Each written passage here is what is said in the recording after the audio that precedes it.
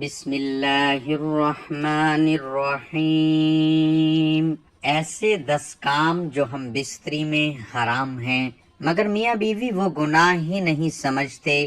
تقریباً ہر گھر میں یہ کام بڑے شوق سے کیا جاتا ہے۔ تمام حضرات سے گزارش ہے کہ ویڈیو کو اینڈ تک ضرور دیکھیے گا۔ محترم ناظرین، 10 کام جو ہم بستری میں حرام ہیں مگر میاں بیوی ان کو گناہ ہی نہیں سمجھتے۔ تقریباً ہر گھر میں یہ کام بڑے شوق سے کیا جاتا ہے۔ میاں بیوی کے تعلقات میں کچھ ایسے کام ہیں جن کو ہم معمولی سمجھتے ہیں، جو شریعت میں سنگین جرم ہیں۔ کبھی کبھار لگتا ہے کہ یہ بے حیائی کی باتیں ہیں۔ یہ بے حیائی نہیں ہے، یہ شریعت کا علم ہے۔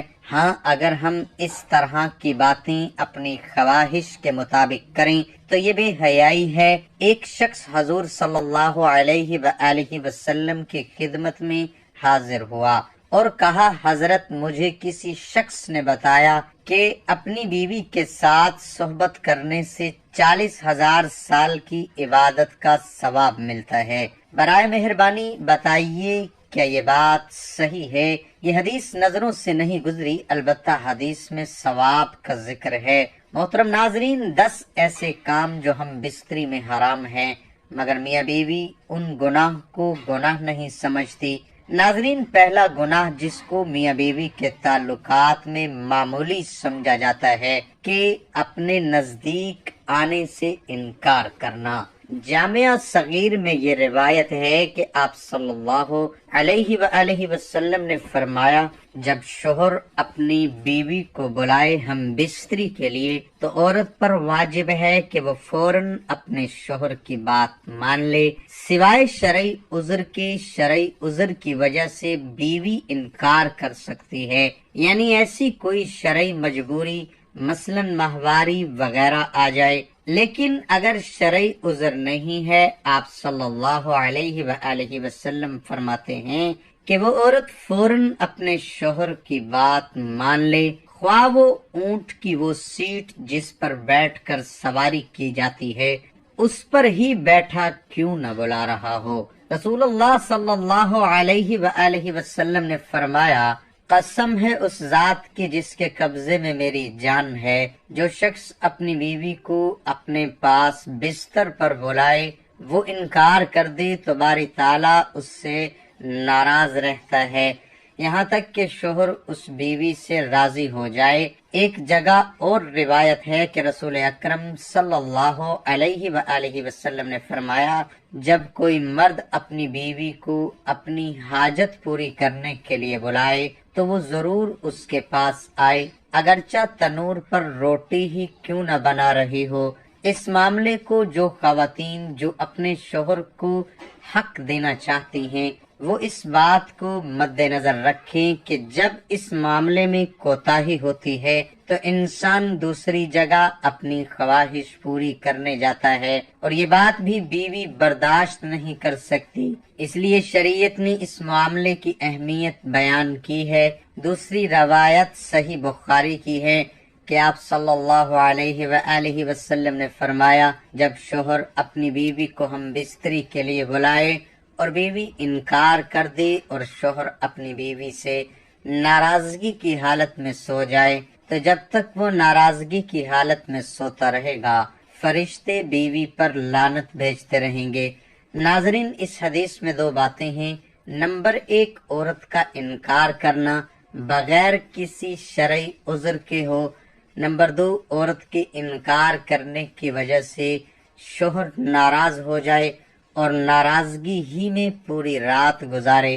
لہذا نتیجے کے طور پر یہ بات معلوم ہوئی ہے کہ اگر عذر بیماری، تکلیف، ماہواری وغیرہ کی وجہ سے انکار کرے گی تو مذکورہ وعید اس کے لیے نہیں ہے۔ نیز بہلا کر پیار محبت سے اس کا ذہن دوسری طرف متوجہ کر دے جس میں انکار بھی نہ پایا جائے اور اپنا منشا بھی پورا کر لے تو یہ بھی وعید میں داخل نہیں ہے۔ دوسرا گناہ میاں بیوی کے تعلقات میں جس کو معمولی سمجھا جاتا ہے جبکہ شریعت میں اس کا اتنا سخت گناہ ہے، وہ یہ ہے کہ عورت کا بغیر کسی عذر کے شوہر سے طلاق کا مطالبہ کرنا۔ حدیث مبارکہ میں ہے کہ جو عورت بغیر کسی شرعی وجہ کے شوہر سے طلاق مطالبہ کرے اس پر جنت حرام ہے۔ ایک اور حدیث میں ہے کہ جب عورت بغیر کسی وجہ کی اپنے شوہر کے بستر سے علیحدہ ہو کر رات گزارتی ہے تو جب تک وہ عورت شوہر کی طرف واپس نہ آ جائے فرشتے اس پر لعنت کرتے رہتے ہیں۔ فرما بردار بیوی کو بشارت دیتے ہوئے فرمایا گیا ہے کہ جس عورت نے اپنی پاکی کے دنوں میں پابندی کے ساتھ 5 وقت کی نماز پڑھی، رمضان کے ادا اور قضا روزے رکھے، اپنی شرمگاہ کی حفاظت کی اور اپنے خاوند کی فرما برداری کی تو اس عورت کے لیے بشارت ہے کہ وہ جس دروازے سے چاہے جنت میں داخل ہو جائے۔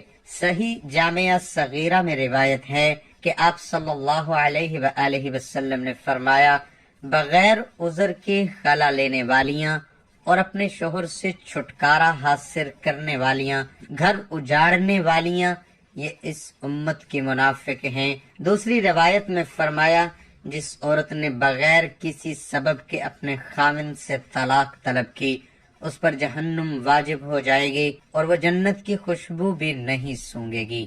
تیسرا گناہ جو میاں بیوی کے تعلقات میں عام طور پر ہوتا ہے اور اس کو معمولی سمجھا جاتا ہے وہ یہ ہے کہ حیض کی حالت میں اپنی بیوی سے ہم بستری کرنا۔ حیض سے کیا مراد ہے؟ ہر مہینے عورت کو مخصوص دنوں میں مخصوص جگہ سے خون کا جاری ہونا یہ حیض کہلاتا ہے۔ عورتیں اس سے بخوبی واقف ہوں گی۔ چوتھا وہ جو غیر فطری طریقہ سے یعنی پیچھے سے پخانے والی جگہ صحبت کرنا۔ آپ صلی اللہ علیہ وآلہ وسلم نے فرمایا، جامعہ ترمذی کی یہ روایت ہے، جس شخص نے حیض والی عورت سے ہم بستری کی یا عورت کے پیچھے جمع کیا تو وہ شریعت کا منکر ہے، اس نے شریعت کا انکار کیا۔ جس نے یہ عمل کیا اس کے لیے شریعت نے کفارے کا حکم دیا ہے اور یہ بہت سنگین جرم ہے، اس کو لوگ سمجھ ہی نہیں پا رہے۔ پانچواں گناہ میاں بیوی کے تعلقات میں جس کو معمولی سمجھا جاتا ہے وہ یہ ہے کہ کسی غیر محرم عورت کے ساتھ اکیلے میں ملاقات کرنا اور کسی غیر محرم عورت سے ہاتھ ملانا یہ بہت سخت گناہ ہے۔ نبی اکرم صلی اللہ علیہ وآلہ وسلم نے فرمایا، جامعہ ترمذی کی روایت میں ہے، جب بھی کوئی آدمی کسی غیر محرم عورت کے ساتھ تنہائی میں ملتا ہے تو وہ 2 نہیں ہوتے، تیسرا ان میں شیطان ہوتا ہے۔ اور آپ صلی اللہ علیہ وآلہ وسلم نے فرمایا، تم میں سے کسی شخص کے لیے کیل اپنے سر میں ٹھوک لینا زیادہ بہتر ہے بجائے اس کے کہ وہ کسی غیر محرم عورت کو چھوئے۔ اور ہمارے ہاں یہ المیہ ہے کہ چھونا تو ایک معمولی بات ہے، جہاں طاقت ہو پورا ہاتھ ملایا جاتا ہے۔ ایک بار ایک خاتون جس کو شریعت کا علم نہیں تھا وہ نابینا آپ صلی اللہ علیہ وآلہ وسلم سے بیعت لینے آئی اور آپ صلی اللہ علیہ وآلہ وسلم کے آگے اپنا ہاتھ بڑھایا تو آپ صلی اللہ علیہ وآلہ وسلم نے فوراً اپنے ہاتھ پیچھے کر لیے اور فرمایا، محمد صلی اللہ علیہ وآلہ وسلم کسی عورت کے ننگے ہاتھ کو دیکھنا بھی پسند نہیں کرتے، اور آپ صلی اللہ علیہ وآلہ وسلم نے چہرہ مبارک پھیر لیا۔ نمبر 6، ہم بستری کا اسلامی طریقہ کیا ہے؟ نیز اس حالت میں نہ منہ قبلے کی طرف ہو اور نہ پیٹھ۔ اب عورت چت لیٹے اور مرد اکڑوں بیٹھے اور بوسو کنار اور ملابت سے شروع کرے اور اسے متوجہ پائے تو دعا پڑھے اور آغاز کرے اور فارغ ہونے کے بعد فوراً جدا نہ ہو بلکہ عورت کی حاجت پوری ہونے کا بھی لحاظ رکھے۔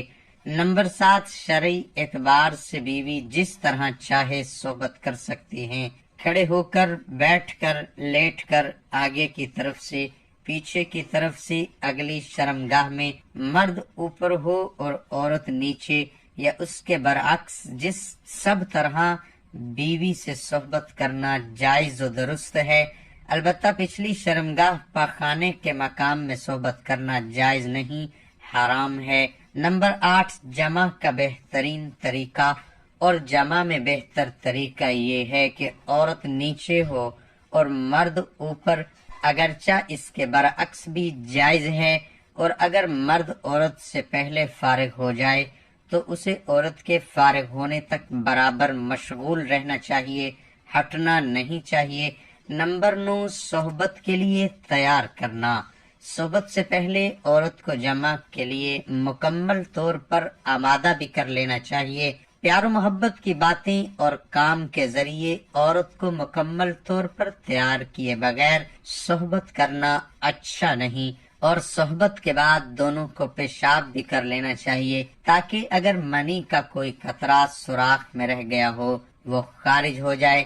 نمبر 10، بیوی سے جمع کیسے کیا جائے؟ شریعت مطہرہ نے بیوی کے پورے بدن سے نفع اٹھانے کی اجازت دی ہے، البتہ پچھلے مقام میں صحبت کرنا بیوی سے بھی حرام ہے کہ وہ جمع کرنے کا محل اور مقام ہی نہیں، اس لیے صحبت اگلے حصے ہی میں جائز ہے، اور اس کے لیے جو بھی طریقہ اختیار کیا جائے شریعت میں اس کی ممانعت نہیں۔ اللہ تعالیٰ سے دعا ہے کہ اللہ تعالیٰ ہمیں دین اور شریعت کو سمجھنے اور اس پر عمل کرنے کی توفیق عطا فرمائے، آمین یا رب العالمین۔ تمام احباب سے گزارش ہے کہ اللہ کے 99 ناموں میں سے ایک نام کمنٹ میں ضرور لکھیں۔